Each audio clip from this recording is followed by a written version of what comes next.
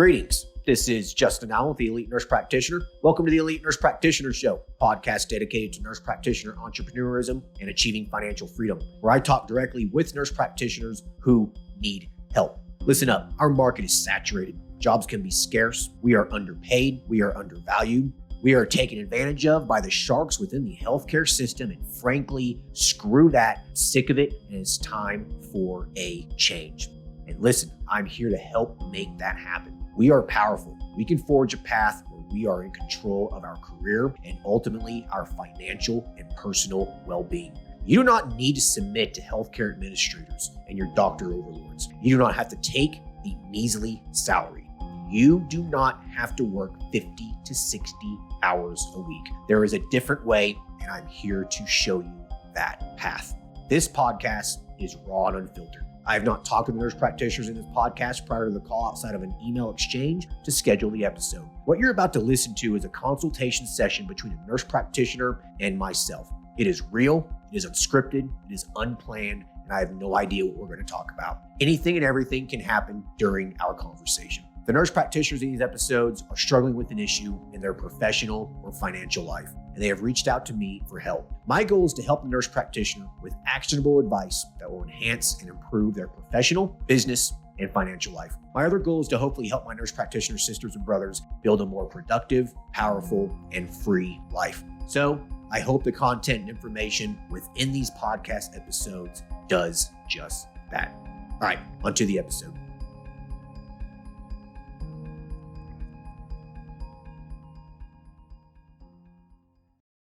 Hello, everyone. Today, we'll be talking to Christine, who is a family nurse practitioner. Currently, she is operating a concierge wellness practice that she opened about 5 months ago. She states it is growing at a steady rate, but is having problems staying organized. She's needing assistance growing her practice, determining what services to focus on, staying organized with the flow of business, and focusing on income-generating work versus busy work. Hey, Christine, how are you? I'm great. Thank you. Thanks for talking with me. No, absolutely. Thanks for hopping on here. So just tell us a little about your experience as a nurse practitioner, your nursing background, that kind of stuff, and how you got started with this practice.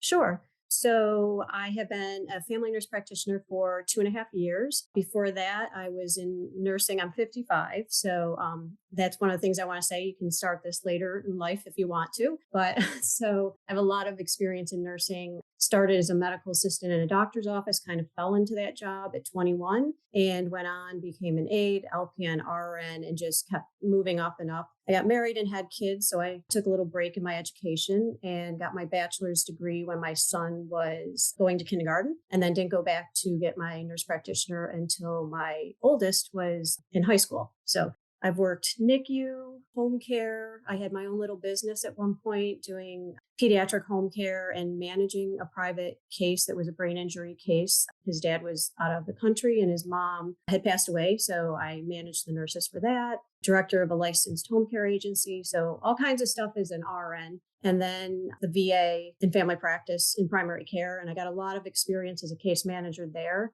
which helped me. But still as an RN, I was given a lot of leeway in what I could do there. And then as a family nurse practitioner, of course, I finished right when COVID was happening.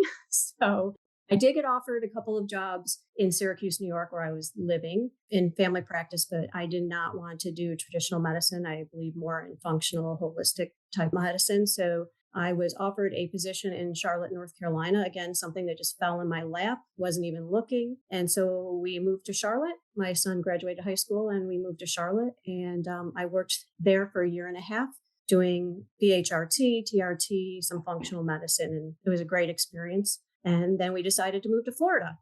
And I did not want to work for someone else. So I just decided to take a leap of faith and quit my job and moved here and opened a clinic where I knew absolutely nobody.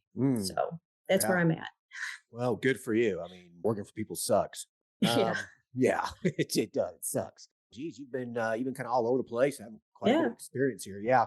Okay. So then this practice that you started, tell us a little bit about that. So how big of an office space is it? Oh, geez. Of course you'd ask me that. I think it's probably about maybe 600 square feet. I'm guessing. It has a waiting room, a small, area behind, the desk reception kind of area, a little supply room, and then quite a large exam room. So gotcha. So pretty simple. Yeah. Perfect. How much a month are you paying for that? I'm paying $1,200 a month. Nice.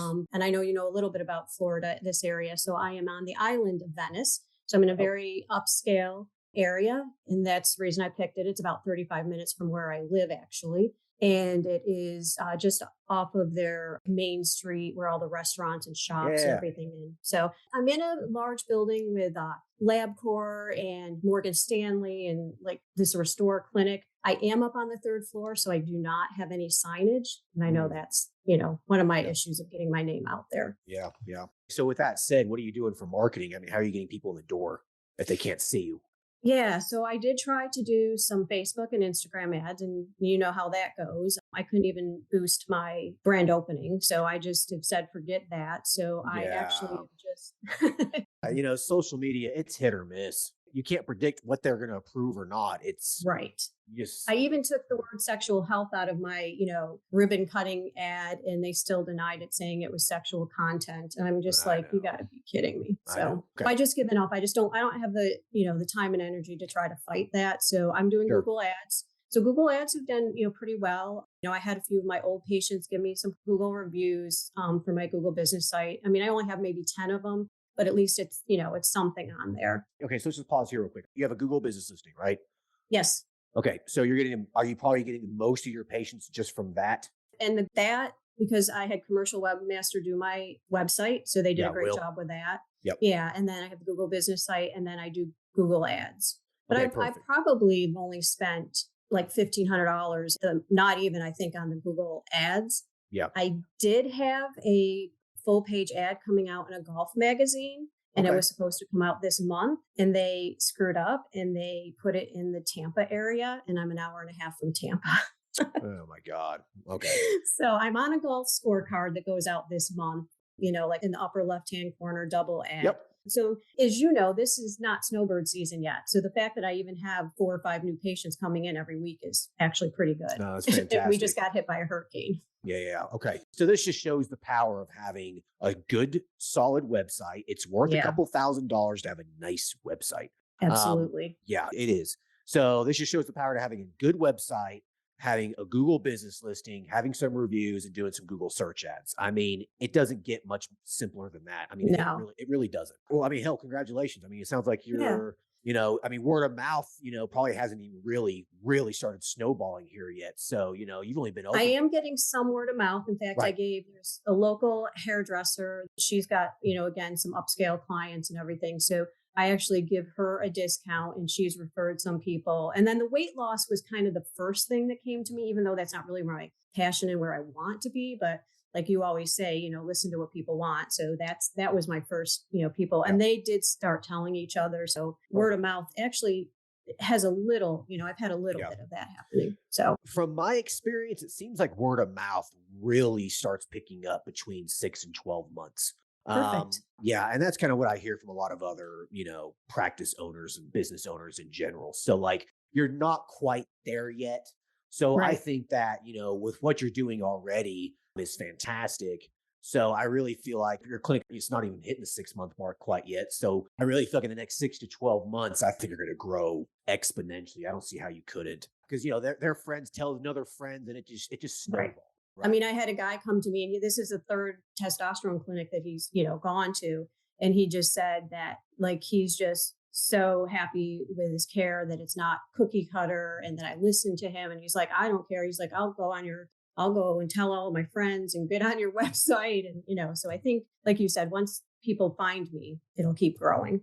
Yeah, for sure. Okay, well, perfect. So I think you should focus on really getting some more Google reviews on there. Okay. Okay. You really want to hit that sweet spot of 40 or 50 reviews. Once you get 40 or 50 reviews, even if you get one bad review, it's minimal. It doesn't really affect your score because it's Okay. just so diluted, you know what I mean? Because you have so many positive ones. And the more reviews you have, when people see 40, 50, 60, or even 100 5-star reviews for your practice, I mean, you look like the person in the area for this stuff. You know what I mean? Right. So really try to push to get as many reviews as you possibly can. Give patients incentives if you have to. Just ask them. So really try to push that. It's free and it works. So, I agree. Now, do you have any suggestion though? Because I've had patients who've told me they've left reviews and they don't show up. Any suggestions on what could possibly be happening there? And I know and trust them. I know they did it. Yeah, I've had patients tell me that before too. What I have found is it depends on how they post the review. Google, I think there's like a bug or something. It's a little weird. Like they have to get into like Google Maps to do it. So they have to get into Google Maps, look up your practice, and then from there, then they can actually post a review. It seems like if they do it that way, it seems to work. Otherwise, if they're doing it through like a browser or something like that, it doesn't seem to Okay. I send them the link and like it's hit or miss. One will work and one won't. So I'm not sure what that's all about.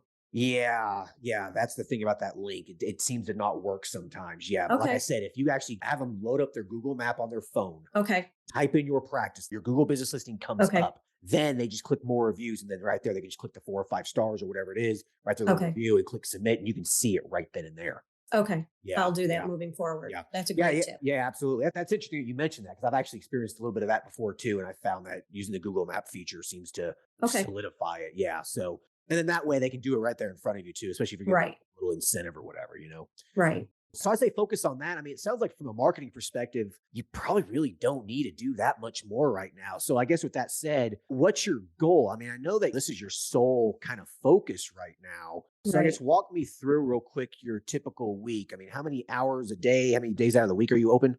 So some weeks I'll be there 5 days a week. It just depends. I try to just go to my office like 3 days a week. And then, in between, answering my patients actually love texting me. I have the Ring RX, so they love to text. So, Mhm. answering texts, trying to deal with marketing, trying to deal with, all the other things. So I can't say, I'd say probably this week I might spend 40 hours, but it's not 40 hours seeing patients. I probably Right, right. spend like Tuesday, I was there from like 9:30 to 3:30. So I'm not usually there like full 8 hours, but then I go home. You know how it is. You go Okay. home and you do some things. Okay. So So let me ask you this then. What about the hours that you have listed, it's by appointment only, is how I have it listed right now. even on Google Maps? I think on Google Maps, I have it listed like Monday through Friday, like 9 to 4 or something. Okay. So Maybe a half day on Friday. I can't remember off the top of my head how I have it listed right now. Okay, so the majority of people will use that as their Okay. guide to when you're open. So you might have people when you're not there showing up and the door is locked and closed. It throws your credibility out the window immediately. I mean, think about it. You show up to a business that's closed. You're like, what the hell is this? Your Google business listing says it's Yeah. open. It's 2 o'clock in the afternoon. Why aren't you open? So you could lose that patient forever. Okay. Yeah, I didn't Okay. think about that because I just don't feel like anybody would. I'm on the third floor of this Yeah, you'd be business and I haven't had anybody. I mean, when you click on my website, it says schedule free 15-minute consultation. My word of mouth people kind of know. So yeah, but the thing is, you don't know because you're not there. yeah. You know what I You'd mean? think they would call though and be like, "Hey, I showed up and you weren't there." Uh, But that's a good thought. I'll have some to look at that. you would be Okay. surprised. Yeah. Okay. So just kind of keep that in mind. I really feel like that, you need to be as consistent as possible. Like Okay. if you say you're open, you're open. Okay. Okay. You could spend that time working on the business, fiddling around with marketing, Right. finishing charts, whatever, but you're there. Absolutely. Oh, Yeah. there's always something to do for sure. Exactly, exactly. So kind of keep that in mind. Now, I'm assuming, you don't have any employees or anything yet, right? The only thing I have, my husband just keeps track of the, financial part of it. I Okay. just hand him stuff. I do have a retired nurse in my neighborhood. And so she's come just a handful of times, like 5 times with me. Like Right. Tuesday she came. Kind of just help you I, out. she's letting me pay her $25 an hour, 1099. I mean, Can't beat that. yeah. And she comes in and I try to schedule all my lab draws. Tuesdays are a couple guys come in for shots, and someone comes in for semaglutide. And so I have her come on Tuesdays and I pile my lab draws on that day and she draws the labs for me and I Okay. can work on other stuff while she's doing that. So Okay. So I want to strategize something here real quick. yes, So absolutely. how much are you making right now? I guess what was your financials like for October? Because we're talking in November right now. So what were your financials in October? Like how much did you make? How much money did you have come in? First, I want to just maybe explain a little bit about our financial situation real quick, just because my husband, we're 55 and he's 60. So he's retired already. He has an awesome pension. We literally could just live on his pension. Perfect. Our house is paid for. The Mhm. only debt the two of us have at all is I have $8,000 on my car. And there's some student loan because I've got a daughter that just finished college and one that's in college that we're not taking out any more student loans, and I was in school. So we have, a little bit of student loans, but that's it. So literally, this is something that I want to do. And this is money that will be for travel. This will be money that my Yeah. husband doesn't need to know I spend on, clothes and hair and stuff like that. It's fun money. Fun money. Sort Yeah. of, Right. fixing the house up. So Yeah.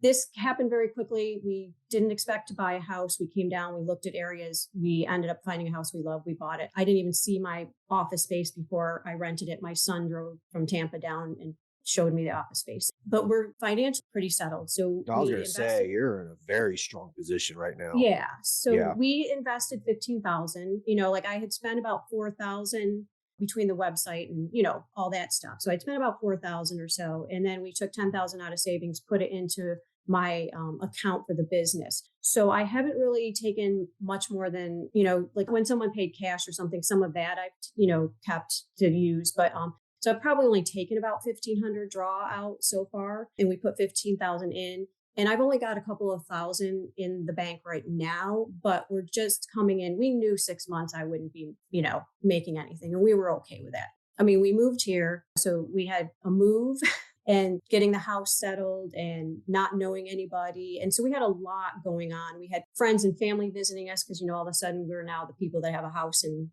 Florida. So, I mean, in the beginning, I wasn't working at it as hard as I am now. So in December, I will have $4,000 in membership alone for December 1st. Just That's recurring Yeah. subscription. Okay. Exactly. I'm about 3,600 for October already. For December 1st, I've already got 5 or 6 more patients. So I'll have about $4,000 in just membership costs. And that's not even adding on anybody new for the rest of this, month. And my expenses are about 1,700. So, not losing money, but not real profitable yet. Well, yeah. I mean, hell, you've only been open for 5 months. I mean, listen, your practice is on autopilot at this point. Expenses are being paid. Exactly. Right. That's how I look at it. And Right. for the month of May, I paid for rent and I couldn't even open because, like I said, the move happened so quickly and I couldn't get all my licensing done and the website finished and everything. So I paid rent for May and couldn't even start till June, but it is what it is, Right. Okay. In terms of the strategy that I was kind of talking about here, I Yeah. feel like that if you really want to grow this thing, I think you need to have an employee. And I Okay. don't think this employee needs to be a nurse. It doesn't need to be anything crazy. Just a Yeah. medical assistant that can do the office stuff, the administrative kind of stuff, but can Mhm. also give a patient an injection. You know what I mean? Right. So if you want to grow this at this point, I really feel like if you had someone there 30 hours a week, Okay.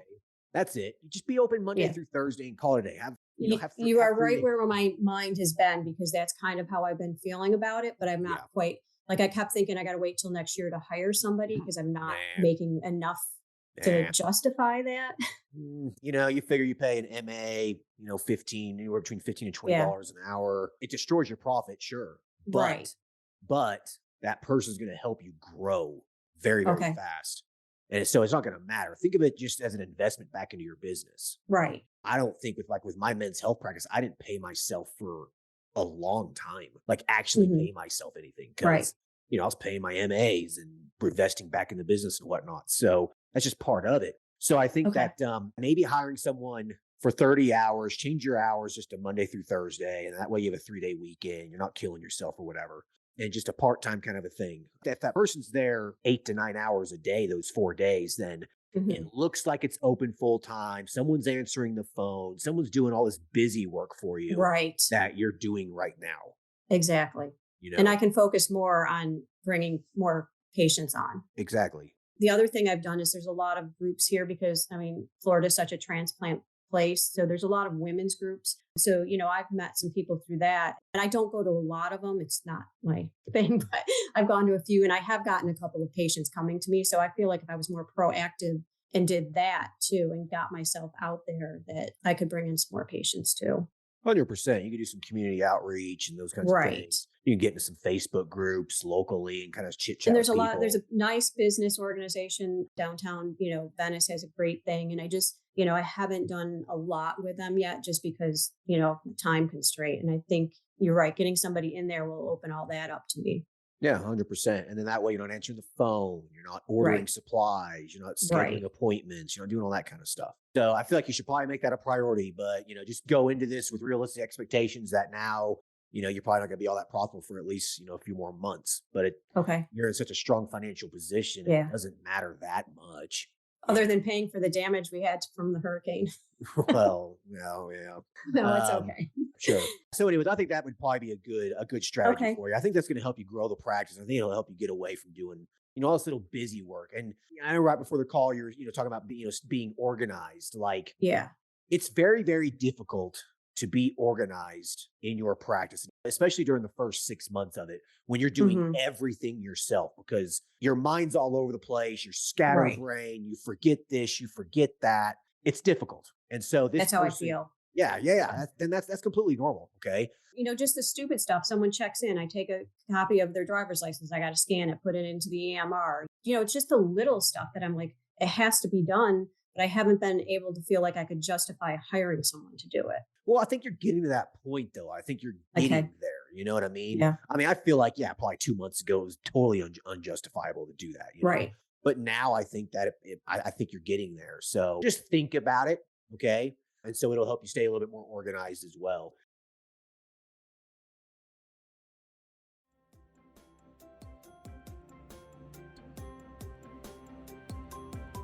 All right. I hope everyone's enjoying the episode so far. I just wanted to take a quick break to thank everyone listening and also give a big thank you to all of my social media followers and email subscribers. If you haven't done so yet, please subscribe to our email list at www.elitenp.com and make sure to follow us on Facebook, Instagram, and LinkedIn. Email subscribers will receive updates on new weekly podcast episodes, multiple weekly articles we publish, new courses, and everything else related to helping you succeed. Remember, all Elite Nurse Practitioner courses are designed to help you build a niche practice, increase your financial strength, and to break free from the rat race.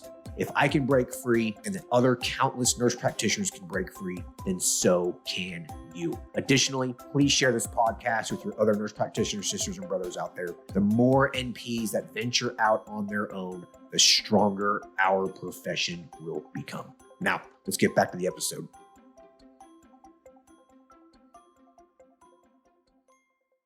In terms of the organization piece, do you have any questions in that regard? I mean, the problem is I try to have specific hours, but, say I have a new patient and they can only come on a certain day. So then I end up going into the office on that day that I didn't expect to, because I don't want to push them off and say, well, you're going to have to wait a week or two. And so I do go in, but I'm just trying to figure out, like, do I spend a certain day just getting, little stuff done, a certain day working on advertising? Like, I just feel like I'm constantly, I'm doing something and then someone calls or texts and I have to stop, or, so it's just trying to figure out how to manage that. But I think hiring somebody is probably my answer. I honestly think that's probably your answer. Yeah. I mean, you have to put stuff down in your calendar and you have to have a schedule for some of these things. You know what I mean? Like, I block out time out of my day, and during that time, I'm focused on what I'm going to do. You know what I mean? Okay. Like doing this podcast call, creating a new course, seeing my men's health patients. Like, I don't crisscross this stuff, Okay. Like when I'm at my men's health practice, I don't work on Elite NP. I just block out my schedule for certain things, and you have to also block it out for your own personal well-being in your own life too. Like, I'm finally getting to the point now in my life where 4:30, 5 o'clock comes around, I'm done. Like, I shut off. I try to shut my mind off about it. You know what I mean? I try to separate myself from it. Right. So I think you just have to really just schedule yourself out. The calendar on your phone is your best friend as an entrepreneur, and just start scheduling all that stuff out and stick to it. Okay. So like for patient care, you only see patients during these times. So if you hire a medical assistant to help you out here, and they're your receptionist or your scheduler, whatever, Right. You tell them, I'm only seeing patients Monday from 9 to 1, Tuesday from 1 to 3. And then you just stick to that schedule. You don't make exceptions. Okay. You know what I mean? And then you spend the other time saying, okay, Wednesday morning is when I go to the office. I do supply check. I order supplies, maybe stuff like that. You know what I mean? Or maybe I spend that time doing the books, or spend that time doing some marketing. You know what I mean? Yeah, I think you're right. I just need to schedule it out. I think it's just been, starting when someone wanted to come in, I try to get them in as quickly as possible. Because obviously, being a new business, just trying to get people in, but maybe I need to be a little bit more. Yeah. Listen, you got to do what you got to do at the beginnings of it. You know what I mean? You just do. But as you grow, you're going to start being a little bit more strict with it. Right. So yeah, I think that the key piece here is probably just hiring someone. Okay. Yeah, I think that's what it is. In terms of the services that you're offering, so it's predominantly the HRT is what you're kind of finding that's really taking off more than the weight loss? In the beginning, it was the weight loss patients finding me, and that's what I was doing. But I was doing like a 12-week program that was only like $750. And it got people through the door and it worked and it got my name out there. But I found that it's just not worth it because most of them are semaglutide. So Sure. I'm doing changing their dosing, according to what they need, not the just standard dosing. If they have side effects, I'm keeping them on a lower dose. If they're starting to get hungry, then I'm increasing them. So it was just very time consuming. But I do, and I didn't mention this to you, I do have a daughter who is a registered dietitian. She lives in Denver. I actually have decided if I'm going to keep doing the weight loss, that I'm going to bring her in to do some of my follow up phone calls. And it brings in an RD, it brings in more value, and I've increased my prices on it. Yeah. So Yeah. I had someone like, I was hesitant to spend the money to get everything for pellets. I did probably 1,000 pellet procedures in the old practice in Charlotte. I mean, that's kind of what they hired me for. One of the big reasons they hired me was to do those. So I had someone though that, moved here and wanted pellets. And so that kind of made me push that. So now I'm offering the pellets too. What I would love to have majority of my patients be is the men's testosterone and pellet patients. So because that's where they get kind of on autopilot after a certain point, and it's, good money. Let's be honest, It is. not as much work for good money. Great. So, Yeah. but yeah, I've got some women just doing, HRT and some weight loss. So it's kind of a mix. I'd say I'm probably a third, like women, men, weight loss. Okay. Well, then, listen, I would say just focus on those. You might want to create a Google ad for each service and see which one bites the most. And I've got one out for pellets and men right now because those are the two, like I said, I'm trying to push.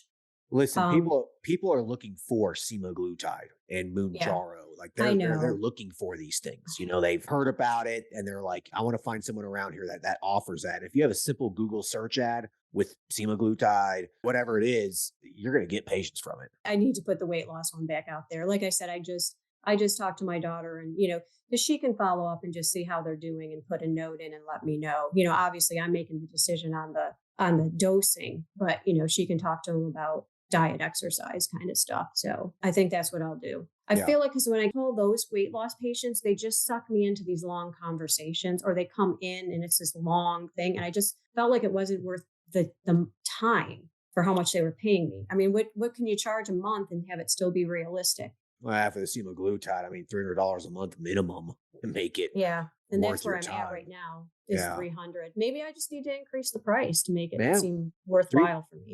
do 350 or whatever. But no, it's just your boundaries here. Like, Yeah. don't spend more than an hour a month with these people. Like, just don't, I mean, I think with semaglutide and weight loss in general, in my practice, I'll spend an hour with them for the very first visit. And then once that hour is Right. done, like we're done. And then Right. after that, it's quick 15-minute follow-ups. It's nothing. And I usually only follow up with them monthly. I just need to streamline it, increase the price a little to make it. I just felt Yeah. like it wasn't worth my while in a Yeah. way. Well, a lot of people are making a lot of money with it. So it's Yeah. definitely worthwhile. Okay. Yeah. Refocus on that too. Yeah, definitely. And then there's other little accessory things that you can add into this, I would avoid IV infusion. It's just going to be a time Right. sink for you. Yeah. I would need a collaborator for that. I do have somebody because everything I'm doing right now kind of falls under family practice. And I do have a unofficial collaborator. I do have someone that I can ask questions to. And if we needed to put something on paper, he would be willing to do it. But I'm not going to ask him to do that for me to start adding in IV infusions and things like that. I don't blame you. That's another whole step. Yeah.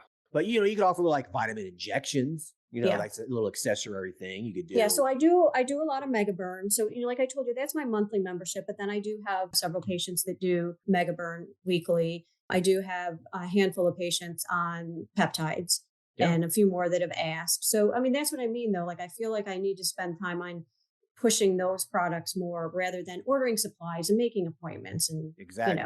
Exactly. It's fine tuning this thing. You have your base membership subscription program, right? Right. Which is the HRT or the weight loss or Right. whatever. That's the Right. base. Everyone's on Yep. that. And then you have an a la carte thing, NAD infusions, B12, mega burn, lipo, whatever, Right. Those little accessory services though, those little accessory things can really add up I Yeah. mean, I think erectile dysfunction medication like Tadalafil, Viagra, Cialis for my men's health clinic. I mean, we make a couple $1,000 a month off those Oh, things, wow. but it's an accessory. You know what I mean? Right.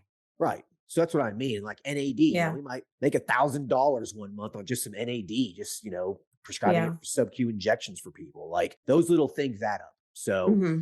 I feel like that maybe you should, be fine tuning that once you get a little bit more of your time back. Once you have someone, start doing some of this busy work. Right. Yeah, Yeah. I yeah, yeah. agree. Okay. Well, is there anything else you want to talk about? No, I mean, I think that we covered it. My gut feeling was I needed somebody to kind of help to get me organized and so I could spend my time wisely, but without taking a draw yet that, I felt like I wasn't quite there. But I think starting to look for somebody as still bring on more patients and then, we're, beginning of November as we're talking now. So by the first of the year, maybe I could get somebody in there. I think you should make that your goal. I think you should make that your like 2023 goal. Yeah. I really do. Yeah. You have to end up getting some help. And having someone in the office, like you said, has been a thought of mine too. So I think you just confirmed that I do need somebody in there to give the shots and answer the phones and do all that. You do. You do. I mean, to grow a business, especially a practice like this, it just gets to Yeah. a point where you need an employee. You could keep doing exactly what you're doing and you'd Right. probably be fine. You could probably get this Right. thing to $10,000 a month, which is a Right. good little side income, but you're going to be working. I'd be pulling my 40 hair out. Yeah, you'll work 40 or 50 hours a week doing it, Yeah. which is great money still. I mean, it's nothing to complain about. I mean, $10,000 a month is $120,000 a year for 40 hours a Right. week. I mean, it's still pretty Right. good, right? But yeah, I think that for you to grow it though, you could make $120,000 a year and only work 10 or 15 hours. Right. Right. And that's where I want to be at. We Right. want to travel, like I said, this is money for us to enjoy life. We Exactly. have money to pay our bills, but we want help my kids, Yep. travel, do that Yep. kind of stuff with Yep. this. No. I absolutely get it. And I'll never Um, sit still. My dad's 75. He sold his business and he's, working for someone else and just kind of a fun job. Like that will be me. I won't ever not work at all. I Right. don't want to work 40 hours a week, but Right. I want to do something I like and But do if it part time. Right, but if you and your husband want to get an RV and go travel the country for 3 to 6 months, you could do that with this business. You just do telemed Right. a couple of days out of the week, Right. and then you have this Exactly. person, and then you have your, medical assistant there, boots on the ground there, running the Yes. business. Yeah, that's what I do at my men's health clinic. I mean, I'll be honest, there'll be like weeks and weeks that go by that I don't even show up to my practice. I just don't. I don't need Right. to. Yeah. Like I just do telemedicine from my house or from another country or whatever. Right. Yeah. Right. So I think that if you continue doing exactly what you're doing, I think you'll be able to get to that point fairly easily Yeah. in the next year, probably. Yeah. Thank Um, you. Yeah, absolutely, for sure. Any other questions? No, I don't think so. Okay, cool. We'd like to end the episode with you asking me a question. You have any like personal questions or anything that you've ever been curious about? Well, first of all, did your wife have a baby yet? Right? All She right. was Well, due. so this was recorded on the beginning of November. She's getting ready to burst. So she, yeah, Congratulations. thank you. It's really any week now. I mean, yeah, she's basically just like, I'm ready for this thing to be out of me. I hear her. Yeah, like she's just like so wobbling around, having trouble getting out of bed. Like she's a pretty tiny little thing anyway. She weighs like Aw. 115 pounds. So like, Yeah. she hasn't put really all that much fat on at all. It's just her belly is so That was big. me too with my first, so I can understand. Yeah. You're like, So- just get out now. right. Yeah. We're pretty excited. That's my first kid. So Yeah, it's gonna be a life change, but I feel like that. absolutely.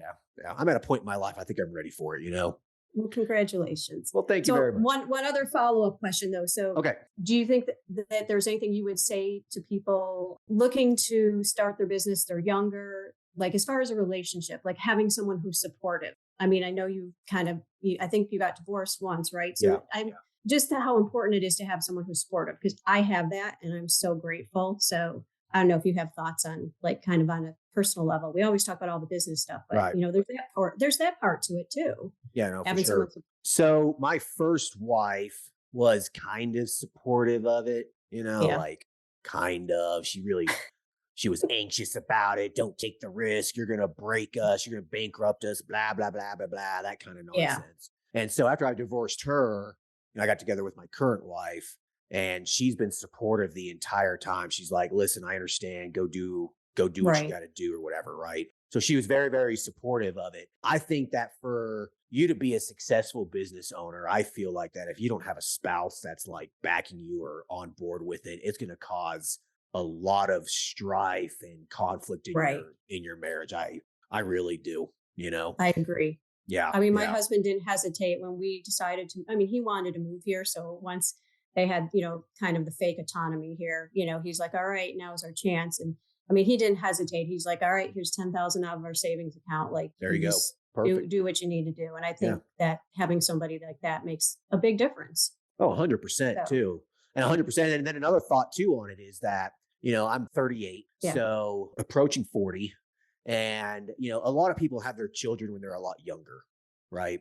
Yeah. Now, my wife's 10 years younger than me, though. But I feel like that for me, I feel like it was better to focus more on my career, my business, securing my financial health. Right. Because now it's going to allow me to be that dad that's Yeah. able to pick up the kids from school, be there for the sports teams, like maybe be a coach on the golf team or whatever. Like I'm going to have that time. And so it's a real luxury because I mean, Absolutely. a lot of people don't, they're working 9 to 5 Monday through Friday, Right. And I Yeah. was lucky as a nurse, I could work part-time when my kids were younger. Right. So for me, I kind of had the opposite where, the kids were kind of my focus. And then when they were gone, would have been nice to have been doing this in, my 30s like you, that would be, but, I'm happy I'm doing it now, at least where I'm not tied down to a job and, somebody else is telling me my hours. Right. But listen, you're wiser. You're wiser Yes. now. Your kids are out of the house. Like, me, Right. I'm going to be, when I'm 55 years old, there's chances are kids still might be living with me if I have a couple more, you know what I mean? So Right. yeah, there's some give or take here with it. Yeah. Absolutely. Yeah. Absolutely. Well, cool. Well, good luck to your wife. Well, yeah, thank you. I mean, I'm sure I'll be posting pictures. So Okay, good. yeah. Oh yeah. Oh, for sure. But well, hey, listen, I appreciate your time.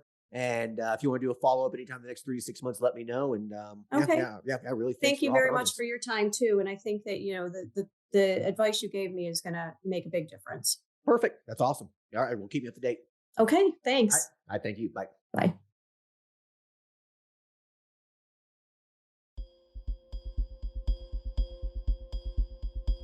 All right. I hope everyone enjoyed the conversation with Christine. So listen, I mean, she started this business, 4 or 5 months ago. I mean, she's not, slam dunk making $100,000 a year. That's very, very abnormal. Okay. What she's done though is typical. All right. And probably maybe a little bit above that. She's making, $4,000 a month now. She's paying the bills. So she started it herself, very small practice, nothing crazy, 600 square feet, okay? Like this right here is the definition of a small niche practice, a little side hustle. It cost her less than $10,000 to get this started up. That initial investment will be paid back in no time. So it depends on what your goal is. Is your goal just to have a little part-time thing like this, Like I told her, she could continue doing this herself, but it gets to a point where, you probably gonna need some help. All right. So always be thinking to yourself, when am I going to need that employee? Because you're going to need an employee at some point to help you.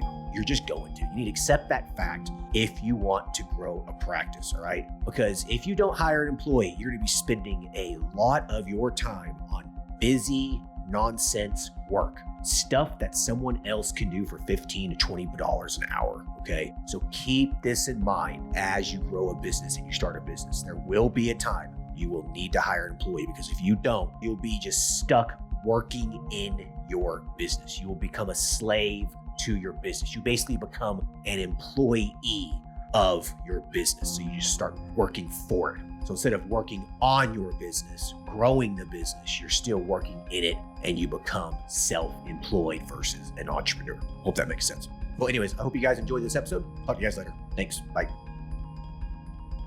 Thank you for listening to the show. Quick legal disclaimer. The content of this podcast is meant for informational and entertainment purposes only and should not be used as legal, financial, medical, regulatory, or practice-specific advice. For information pertaining to your specific legal, financial, medical, or practice-specific needs, please be sure to consult with your lawyer, CPA, medical director, and/or your state's practice laws and the most up-to-date clinical guidelines. As always, do your due diligence when it comes to any information found online and in podcasts. The content in this podcast is copyrighted by Galaxy Medical Southwest 2022 and cannot be duplicated, rebroadcasted, or reproduced without our written permission.